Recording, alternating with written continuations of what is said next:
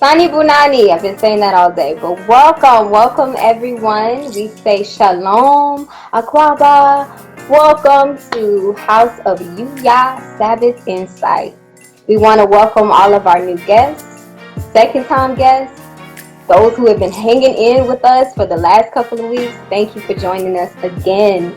We are sisters from the House of Yuya, and House of Yuya is spearheaded by Chief Yuya, our master, founder, and Jegna of Our New Life Global Ministries. And he just wrapped up a Sabbath message on the Our New Life Global Ministries YouTube channel, where he's been taking us through a series of the science of the righteous family. And today he just wrapped up the vetting process for the men. So, all of the women who are tuning in, if you're looking to learn about qualities you should look for when you're getting ready to vet a man, you want to mosey back over to the Our New Life Global Ministries YouTube channel after this segment so you can get that long, extensive list. But it's worth it. It's worth it. I'm telling you. Do your homework before you start your vetting process. But me and Akoti, we're going to be building on what he just taught and just sharing some of our insights, as women in his house. So, Akoti, you want to start us off?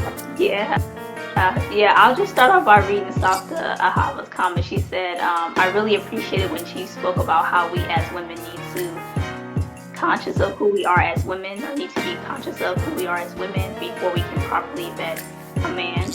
Absolutely. I think about those being broken toys, not being broken toys, but to be conscious. Thank you.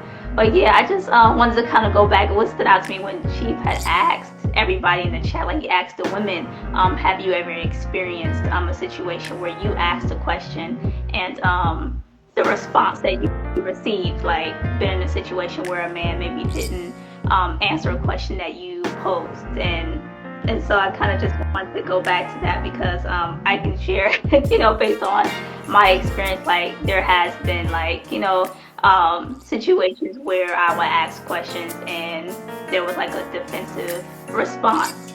And so, yeah, I just thought about like how like my experience with being a part of House of Yuya, like I've noticed like that's something that I had, like there was like, I guess, trauma there, if you will, because I would notice that that wasn't the same response that I would get with our master Yuya. It's kind of like, I found myself kind of holding my breath, waiting for a response, like, and then when it's not that defensive response, it's like, it's like, all right, it's like a sigh of relief, and I didn't realize that was something that I was holding on to until I was actually in a situation speaking with Chief and having that experience. And it's something that I still like. It still happens, but it's something that I'm consciously aware of. Like, oh, you don't have to. Like I tell you, you don't have to worry about that. Like it's all good. Like you're, you're safe. You don't have to worry about being harmed in that way through someone like verbally kind of like speaking to you in a way that's kind of like, like hurtful in a sense, in the wrong way. Sometimes we do need to be corrected, and it's like, yeah, you deserve that, you needed that. But I'm speaking about something else when I say that. So hopefully you understand where I'm from with that. Yeah, yeah. It takes away a lot of that anxiety, that antsiness that you have. It's really uncomfortable. You know what I mean? It's like you're not able to really, in some sense, be your true, authentic self, like you did speak about. It's just like, I don't know, like you're just in a foreign space. Like I don't know if anybody's ever experienced that, but you may go into an environment where it's like you're amongst people who maybe they're different from you, right? It could be a different race, a different ethnicity, a different culture, or whatever. But in a sense, like when you're vetting a man and maybe y'all don't speak the same language, maybe y'all are not both clear on who you are and what you want in a situation, but you feel uncomfortable around that person. You feel uncomfortable to ask those questions, and it's kind of like the same thing if you're in an environment that you're around people that you just don't know, and it's like you do get scared. I can't ask this question, or I don't know what I'm going to be met with, and it's just weird. It's weird. Yeah. I guess one of the things that also stood out was when she spoke about like how a man would be honest in his answers if he loves you, and he wants you to trust him. So when you give that trust. Yeah, with that trust comes submission. So that made me think of the following question that I wanted to ask you all was, have you ever had an experience where you were with a man who was honest and was willing to answer the questions that you had for him, and what that was like? Was you able to like receive it, or was it kind of like you didn't receive it and wanted to kind of have control over it, like, oh, that wasn't the answer I was expecting? Or have you truly been in a situation where you had a man like just be like give you honest answers and there wasn't that defensive reaction? Mhm. Peace, Uncle Robert. Thank you for joining. Peace. Doctor said, I'm trying to chat. I go think ahead. trying to keep up with the chat myself. Dr. Harvard says, I felt as though I wasn't a priority when I asked a man for help, and I was told it was I should be able to handle it. Ooh, told you to handle it. Well, You know, I don't know if women do. Well, I think women do this, but because deep down inside we know.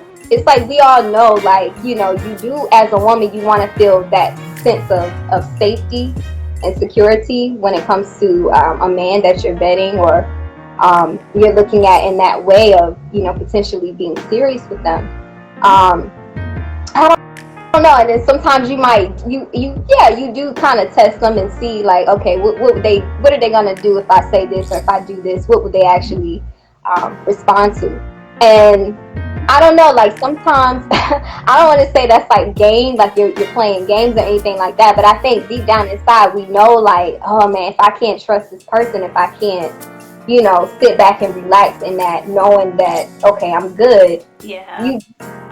Yeah, it's kind of like Chief said, like, I'm probably not gonna truly submit myself to you, you know. That, and I do think about your question, so I feel like what were you asking help in regards to? Because I know there's been situations where I would ask for help, but I was just acting like a damsel in distress. I didn't really need help. Like, I'm capable, as I knew when we are capable. So it was a situation where I was capable, and I just was like, help me. And that situation, like, no, like you should be able to handle that.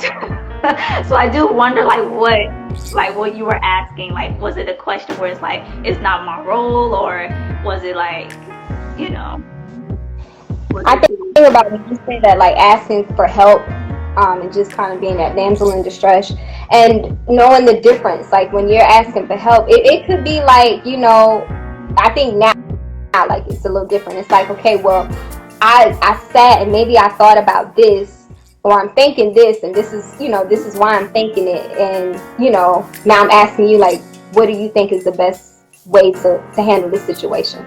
You know what I mean? Like, instead of just being like, can you just help me? Can you just help me? Like, I agree with that, because the last segment she did on vetting for the woman, it was said like, okay, if she has solutions, like, and she's not just coming with like, oh, like she hasn't thought of like, oh, I can, you know, maybe we could do this or maybe we can do that. Then like he was like, when she's coming with solutions, you might have a wife on your hands. Now, that doesn't mean that she's the person that's bringing all the solutions, but she's being helpful. You know, she's not telling men what to do, but she's actually coming with like, okay, I'm thinking, I see, like, I'm for the vision, and problems arise. She's like, oh, she's throwing ideas out there. So yeah, you said, reminded me of that. But yeah, I do think about that aspect, like bringing something and being of value. You know, being of value. So that is something that I think we're all learning in the House of You, to be honest, like different ways that we are valuable or can bring value. And I don't think that process is something that ends. It's a constant, like, it's a constant thing that is being done. You know? Yeah. I mean, honestly, if he's master is all constantly being a master, you know what I mean? So it's like we should constantly be trying to be a woman, be, you know, a help me, not a headache. But help me, not a headache. One says, but more importantly, the questioning piece is from a place of building that trust to bring her to a place of submission. Absolutely. I never understood that testing from this perspective. Absolutely. And maybe even all that questioning, it could have just been the chaos. I'm fearful and I'm scared, and it's, I've got chaotic, so I'm just asking all these questions to test you to see what you're gonna do. And maybe I think when you're not clear, I think sometimes it's like you're testing from a space of like, oh man, I lost my train of thought. But you're not testing from an authentic space of like, I want to submit. You know what I mean? Maybe I'm just coming with all this trauma and chaos, so I'm just asking because maybe in my mind I don't believe that, what I really actually exists. That's where I was going with that. So for women, in the chat, has that been the experience when you're questioning and testing a man or vetting and looking for that piece? Is it really that you're looking for the piece because that's what you really want? You want to ultimately submit to him, or is it just that maybe you're just trying to Are you a you know what I'm saying? Like, are you just trying to prove, like, yeah, maybe my crazy way of thinking that this doesn't even exist, I'm just trying to prove that.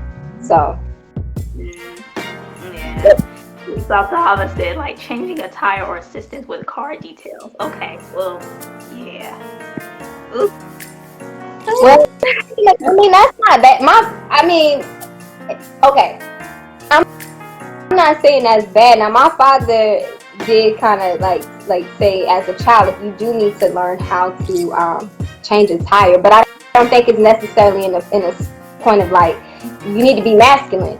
You know what I mean? Because I don't think any man wants a woman that's just like, kind of like you said, the damsel in distress, or are you willing to help? Like, if you and the man broke down on the side of the road, would you be willing to get out the car and help him put the tire back on the car? I don't know. I think about stuff like that, So, listen. I can't say I've had experience, because sometimes I've known, like, or had experiences with men where it's like they want to, like, even if they don't know what they're doing, they'll pretend because they don't want that woman to kind of see that they don't know. So it's like I've never like seen a situation up close and personal where the man's like, no, you do my job, and they're just like, that's what it is. They're really serious about that. So I can't even speak to that. But yeah. Masculine, or sometimes a female wants to be masculine with decisions, but feminine when they want assistance. So I've already made the decision. I thought about this and I made the decision. Versus, and I'm thinking this is what he's saying, like, versus that, well, I'm thinking about this, what do you think? I sat and actually thought a little before I brought it to you. Maybe that's what he's talking about. Our new one says, yes, agreed, Akoti Margie. That would be the preamble he gave about females with a broken consciousness, or that twisted perception. Yes, I'm sorry, y'all. I keep losing the chat. That I can read the next one. She said, like, my man tells me not to buy the car, I do it anyway. Now that I have it, I expect his help / service. Yeah, that's so disrespectful. Don't do that. It's like the man that you with, you supposed to like show respect and have reverence. So it's like to like go buy a car anyway and then say, oh, can you help me? Like, what the heck? Like, you're treating him like he's just like a nobody. Like, that's messed up. Like, he doesn't matter. So I'm Master was answering Safta Hava's question, or what she put in the chat, based off of the content that's coming on my side. So.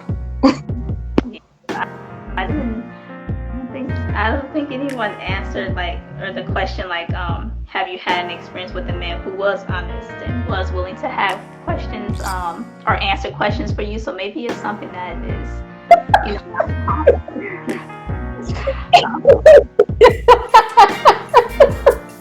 He said dang. Oh, I know what that. I know what that is. Uh-oh. After Oh, okay. I was slow on the draw. I got it now. I got it now. See, that's why you gotta ask those questions. Okay. Yeah. Well, yeah. I can see, situations where it's like that. Like a woman was hard headed, did something that you didn't have permission to do, and then the man's like, "Well, you got an issue. You handle it yourself. You wanted to go and not listen." So sometimes it could be that. You know. dig yourself into the hole. That's when it's like you place yourself there. You know what I mean? Either you want to be submissive or you don't. I think it's that simple. It's either you want to be that or you don't. It's either in you or it's not. Right. I know in this house, it's required. It's required. And I think it's a beautiful thing because it's not something that if master is operating 100% of the time as the master, as the head, as the leader, and someone who's guiding and directing you, then you have to act 100% of the time as the woman who's being receptive and submitting herself to the plan. Sub means to come under the plan, submission. But I just think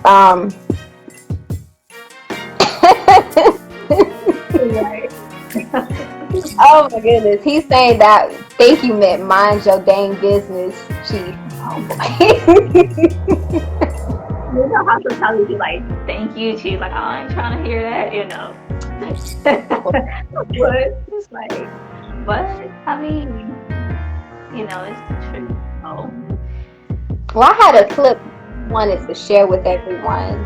I think one of the great things that Master brought up in the lesson was when he talked about finding a man who has purpose. And these were one of the, some of the qualities that he listed that women should be looking for when they're vetting a man. And he talked about purpose.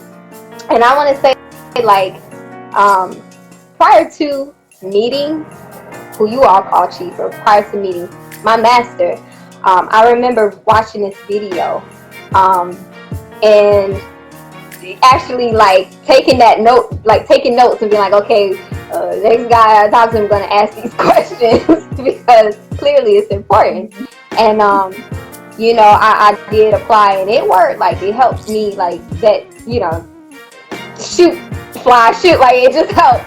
But I just wanted to share this clip, and hopefully you guys will get a chance to just go back and watch this in addition to the Sabbath message. And this is from the Chief Yuya page. It's called Mating, Love, Courting, Life Purpose with Chief Yuya. Again, it all begins with making sure that man has discovered purpose. And when he's discovered purpose, now it's like a moving locomotive. Once that purpose is discovered, you're moving on it. And now you give her something to jump on, as opposed to you both sitting at the train station as Western society would dictate, and we sit down at the table and figure out what we're going to do. You may have been socialized into that way, conditioned into that way, but that's not what you want. You want someone who has purpose. It helps you to shine by purpose and the things that she has. Many women come with a lot of talent, and they just don't know what to do with it. And a lot of times they come to like, listen, I can go this direction. I'm good with the clerical stuff. I'm really good with like so I can paint, I can sing, I can cook, I can have all the things. It's like, but I don't know what to do first. So when you come with a vehicle of purpose, she can look at what train car to get on. That's me right there.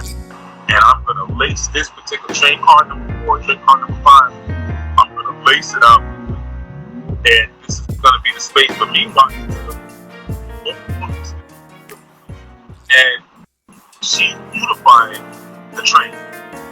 You just got to make sure that it's still going. She might bring the pole up to the engine part. I'm taking it back.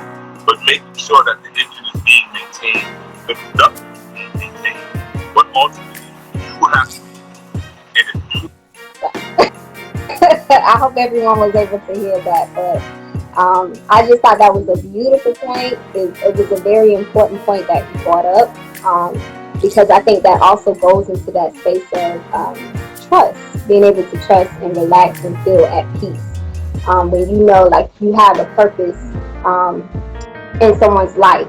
You know, you're not just there just filling up empty space. You know, if you would say it that way. Absolutely. I think about when she said like we want to function in our natural role. So like I do think about like how like even in the house of UBI how there's this naturalness inside of all of us like no I want to help, I want to do something. And if I'm not doing something like hey sis let me do that, like you know like there's that naturalness inside of us that want to serve and want to help and be useful in some sort of way. Yeah.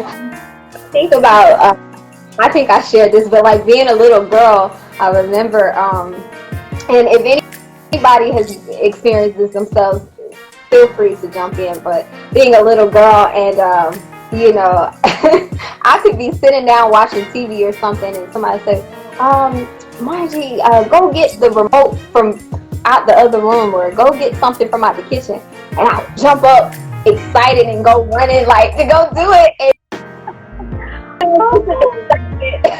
to do something, or like you just want to help. I want to help. Can I do? But you know, Oh man. so It brought that memory to me because I had like my sisters, like 3 sisters in the house with me, and when my father would say like, "Hey, can one of y'all?" Man, we would be jumping, tripping over stuff on the floor, trying to be the first one to go do something. So when you shared that, it just reminded me of that. Like we would be racing, like, "I got it, I got it, I got it." It's like, yeah, I can relate to that. Like, 'cause I like, no, I want to be able to help, I want to be able to please, you know. yeah, Yeah. you don't want to just be sitting there like a bump on the log, and you know, but that light, like you talked about having that light, because you could be in a space where that man no longer even looks at you, you know, for anything. It's almost like you have no value, you know, like he's not paying you any attention. And we know the attention from a man, a real man, is light, and women need that. We need that to push forward. So, you know, it's just like always coming into a situation, also looking to see like what can I add on, not just what can I get out of it. But I think that's a beautiful thing. He kind of touched on that because he said like a woman is looking at, you know, what the man has going on, and she's seeing, okay, well, I can do this and I can do that, and I'll just lace my beauty here. This is what I'll do, you know. And so that reminds me what she said about does his grind match your grind? Do you get excited about his vision?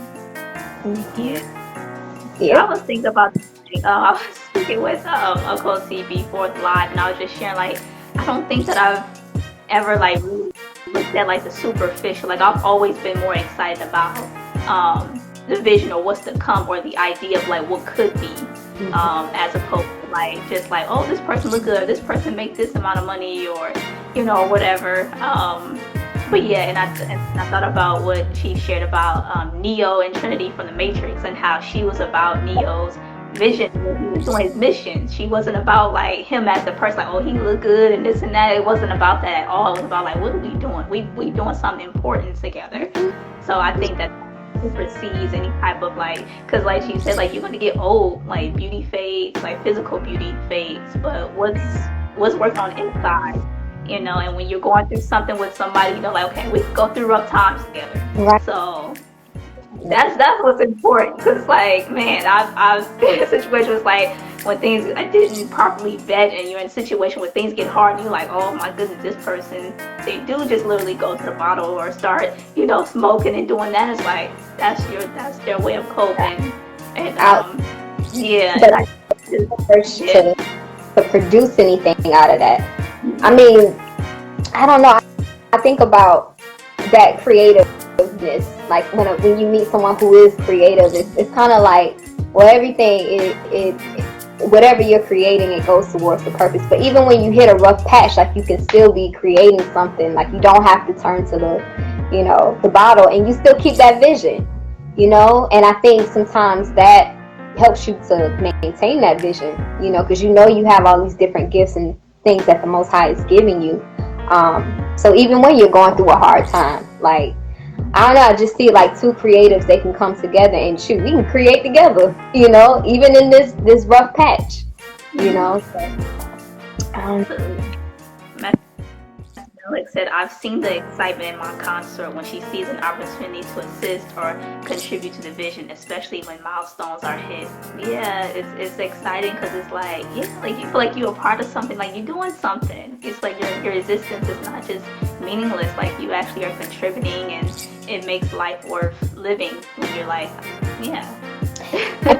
I have a question for any sisters who are, who are in, I guess you would say, a serious relationship, or not even relationship, because I don't want to demean it, but a union. Have you and your partner or your husband, have y'all had those moments where maybe, 10 years down the line of y'all being together, y'all look back and say, man, we got through this together. We got through that together. You start, we went through this, and look how we overcame that together. And I asked that because I saw that once. I remember being around relatives, some big cousins, and they had been married for over 20, maybe 20 years. And they had this big, beautiful house. And everybody, looked at them because they were kind of prestigious here in my town. And I remember them just sitting inside of this den that they had in their big house or whatever. But and they were just sitting on the couch one day and just talking and sharing. It was just like, man, we took a leap when we got this house, or we took a leap when we sold all of this and we said we're going to start our own businesses, or we took a leap when we said I'm going to be the pastor or the leader of this congregation, in spite of what my past was, but they stuck in it together, essentially. And I just thought that was beautiful. Like he had a purpose in life, and they worked together to achieve something. They had a beautiful family, a community, and something that they built together. So I thought that was beautiful. Yeah, beautiful. Because they can, I think those tests begin once you choose your mate. Mm-hmm. I think you said a key word when you said you choose your mate, and I think that's great, because the list that Master gave,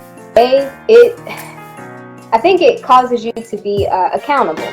When you say you choose your mate, so you have some tools to use. You can't just say, well, I was tricked, and he said this, the word sounded good, and he was saying all the right things, but I didn't know he was like that. It's like, well, now you got a list. So you can choose. You know what to look for. So I like that. And I do think, like, even to add on to it, there has to be like some realism too with the sister, because sometimes sisters come and they like, okay, they be expecting like our master was saying, like a big old fat woman will come talking about, I want this bodybuilder type of a man. It's like, okay, but you gotta kind of be realistic and look at what you get based on who you are. So I think like some women become like, yeah, I'm looking for this, he gotta have this, but it's like you gotta be realistic too. You gotta be honest and realistic with yourself too. Like, do I even like qualify to have it? Too. So a key thing, I know Master talks about that a lot, but sometimes women want stuff just because it looks good, but it's like, do you really have what it takes to even get someone like that? And not only get them, but can you maintain? Can you maintain what it is that you're saying you want? So yeah. Yeah, I guess my last thing I'm gonna share is that I thought it was really beautiful when she mentioned the spiritual peace that comes with being with a man, like just seeing like, does that person have bring that energy of peace when you're around them? Mm-hmm. I thought that I heard it, I was like, oh man, yeah, it's like women always say like, I want protection, I want to feel safe, and it's like I do want to like have like women out there, like have you ever experienced that before? Because I can say with being a part of House of You, yeah, like that sense of like I don't have to worry about nothing. It just it feels great. It does like bring that sense of like